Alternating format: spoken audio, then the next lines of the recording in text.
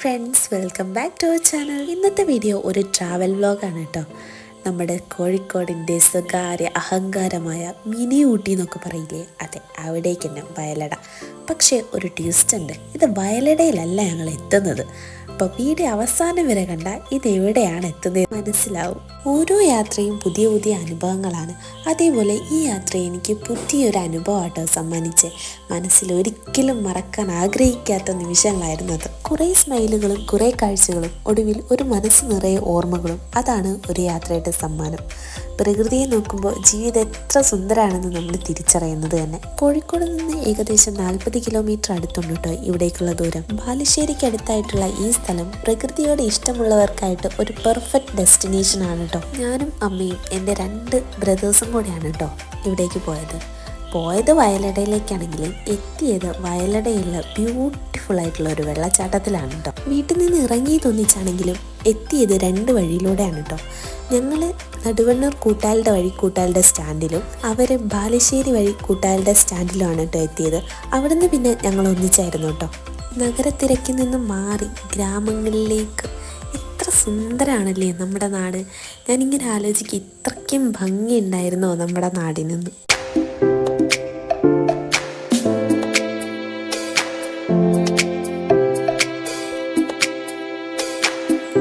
ഞങ്ങളൊരു 4-4:30 ആയപ്പോഴാണ് വീട്ടിൽ നിന്ന് ഇറങ്ങിയത്.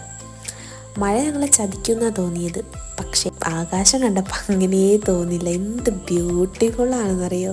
നല്ല നീലാകാശവും ആ വൈകുന്നേരമുള്ള ആ സൂര്യൻ്റെ ആ ഒരു ഭംഗിയും. ശരിക്കും വളരെ പീസ്ഫുള്ളായിട്ടായിരുന്നു യാത്ര തന്നെ പോയിക്കൊണ്ടിരുന്നത്. അറിഞ്ഞതേയില്ല, കുറച്ച് ദൂരം ഉണ്ടെങ്കിലും അറിഞ്ഞതേയില്ല അത്രയും ദൂരത്തോട്ട് എത്തിപ്പെട്ടു എന്നുള്ളത്.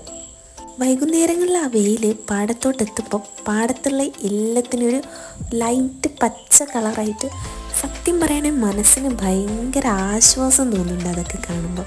പിന്നെ പോകുന്ന വഴിയിൽ നമുക്ക് ആ വെള്ളച്ചാട്ടത്തിൻ്റെ കുറച്ച് ഭാഗങ്ങൾ കാണാം കേട്ടോ. അധികം വീടുകളൊന്നും ഇല്ലാത്ത കാരണം തന്നെ ചുറ്റിലും റബ്ബർ തോട്ടങ്ങളാണ്. പിന്നെ അടിപൊളിയായിട്ട് നല്ല ഭംഗിയിലൊഴുകുന്ന വെള്ളച്ചാട്ടം. പിന്നെ പാറയുടെ മുകളിൽ നിന്ന് ഒഴുകല്ല, പാറ കരയുന്നത് പോലെ തോന്നും. കുറച്ചങ്ങോട്ട് കയറിക്കഴിഞ്ഞാൽ ഭയങ്കരമായിട്ട് തണുപ്പ് ഫീൽ ചെയ്യും. അതേപോലെ തന്നെ ചെവിയൊക്കെ അടച്ചു പോകും കേട്ടോ. പിന്നെ ഞങ്ങളിങ്ങനെ പോയിക്കൊണ്ടിരിക്കുമ്പം അടിപൊളി ഒരു പ്ലേസ് കണ്ടു. അവിടെ അങ്ങ് നിർത്തി. എന്നിട്ട് അതൊക്കെ അങ്ങ് ആസ്വദിച്ചു. ആ മലയും താഴോട്ട് രണ്ട് വെയിലിങ്ങനെ 2 സൈഡിലായിട്ട് അടിക്കുന്നുണ്ട്.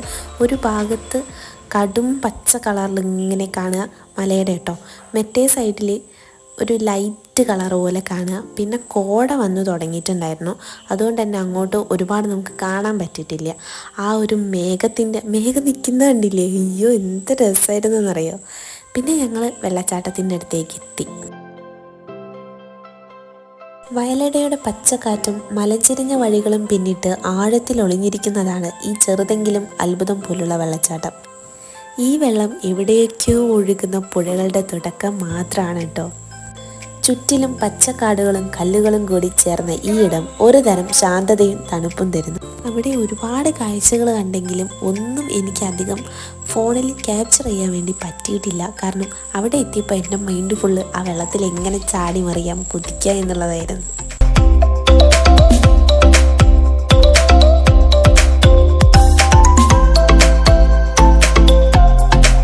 ഇതാണ് കേട്ടോ എൻ്റെ പേഴ്സണൽ വീഡിയോഗ്രാഫർ. ഇവനാണ് എനിക്ക് വീഡിയോ ഒക്കെ എടുത്തിരുന്നത്. ഇവനും എൻ്റെ അനിയനും കൂടെ ചേർന്നിട്ടാണ് വീഡിയോ ഒക്കെ എടുത്തരാറ് കേട്ടോ. അമ്മ ഇങ്ങനെ അപ്പുറം ഇപ്പുറം ഒക്കെ ചെന്ന് നോക്കുന്നുണ്ട് കേട്ടോ. ഇതെങ്ങനെയാണ്, ഇതെവിടെയാണ്, ഇതിൻ്റെ എൻഡുണ്ടോ, ആഴമുണ്ടോ എന്നൊക്കെ നോക്കുന്നുണ്ട് കേട്ടോ. പക്ഷെ ആഴമൊന്നും അധികം ഇല്ല. അതുകൊണ്ട് തന്നെ നമുക്ക് ധൈര്യത്തിൽ ഇറങ്ങാം. പിന്നെ കൂർത്ത കല്ലുകൾ, കുപ്പിച്ചില്ലുകളൊക്കെ ഉണ്ട്. അതൊക്കെ നമ്മൾ സ്വയം സൂക്ഷിക്കുക വെള്ളത്തിൽ ഇറങ്ങുമ്പോൾ.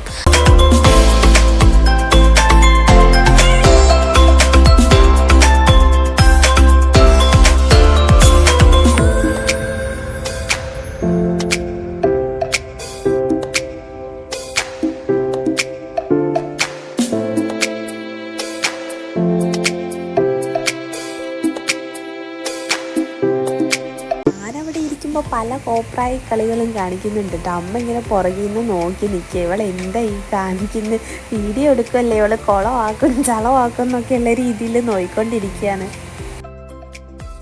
പിന്നെ ഇത് ഞാൻ ഷോർട്സ് ഇടാൻ വേണ്ടിയിട്ട് കുറച്ച് വീഡിയോസ് എടുത്ത് വെച്ചാണ് കേട്ടോ. അതിൻ്റെ കുറച്ച് വിഷ്വൽസാണ് കാണിച്ചത്.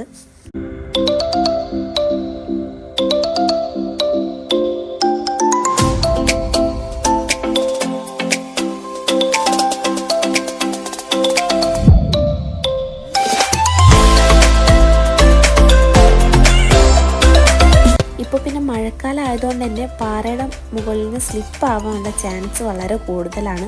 അതുകൊണ്ട് അവിടെ പോകുന്നവരെന്തായാലും സൂക്ഷിക്കണം. സ്ലിപ്പായി തലയിടിച്ച് വീണ് കഴിഞ്ഞാൽ പിന്നെ ഈ വീഡിയോ കണ്ടിട്ടാണ് ഞാൻ പോയതെന്നൊന്നും പറഞ്ഞ് ആരും എൻ്റെ അടുത്ത് വരരുത്.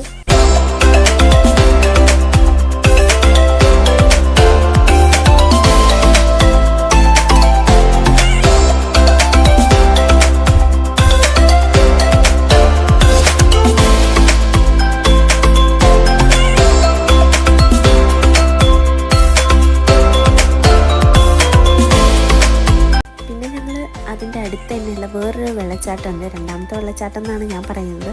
അവിടെ പിന്നെ കുറേ ആൾക്കാർ കുളിക്കുന്നത് കാരണം വീഡിയോയും കൂടെ എടുക്കാനുള്ളതുകൊണ്ട് ഞാൻ ആദ്യം ഇപ്പുറത്തുള്ള വെള്ളച്ചാട്ടത്തിൽ വന്ന ശേഷം അപ്പുറത്തോട്ട് പോയതാണ്. പക്ഷേ ആദ്യം നമ്മൾ റോഡിൽ നിന്ന് ഇറങ്ങുമ്പോൾ തന്നെ ആദ്യം കാണുന്നത് ഇപ്പം കാണുന്ന വെള്ളച്ചാട്ടത്തിലാട്ടോ. എന്തെങ്കിലുമൊക്കെ മനസ്സിലായി കാണില്ലേ. ഇതാണ് കേട്ടോ കുറച്ചുകൂടി വലിയ വെള്ളച്ചാട്ടം. ഇവിടെ സൂക്ഷിക്കേണ്ട കാര്യം എന്താണെന്ന് വെച്ചാൽ പാറയുടെ മുകളിൽ നിന്ന് ഇങ്ങനെ കല്ലുകളൊക്കെ ചെറിയ ചെറിയ കല്ലുകൾ വലിയ കല്ലുകളൊക്കെ ഉരുണ്ട് താഴെ വീഴും. അപ്പോൾ വെള്ളച്ചാട്ടത്തിൻ്റെ നേരെ താഴെ തന്നെ പോയി ഇരിക്കുന്നത് അത്ര നല്ലതല്ല. പിന്നെ വഴുക്കൽ സ്ലിപ്പാവാനുള്ള ചാൻസ് വളരെ കൂടുതലാണ്. ഞാൻ ഊർന്ന് ഇറങ്ങുകയൊക്കെയാണ് ചെയ്യുന്നത്, കാരണം താഴെ വീണ് കഴിഞ്ഞാൽ തലയടിച്ച് പോകും. ഒരുപാട് ആഴമൊന്നുമില്ല, അതുകൊണ്ട് തന്നെ തലയടിച്ചു പോകാനുള്ള ചാൻസ് വളരെ കൂടുതലാണ്.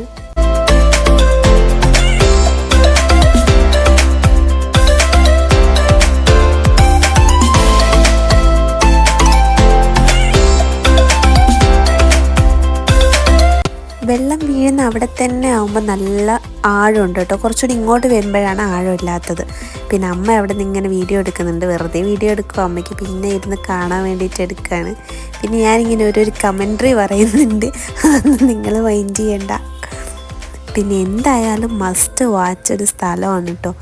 ലൈഫിൽ ഒരിക്കലും മറക്കില്ല ഇങ്ങനൊരു മൊമെൻറ്റ്. യാത്രകളെ ഇഷ്ടപ്പെടുന്നവർ ഒരിക്കലും മറക്കില്ല, അതെനിക്ക് ഉറപ്പുണ്ട്.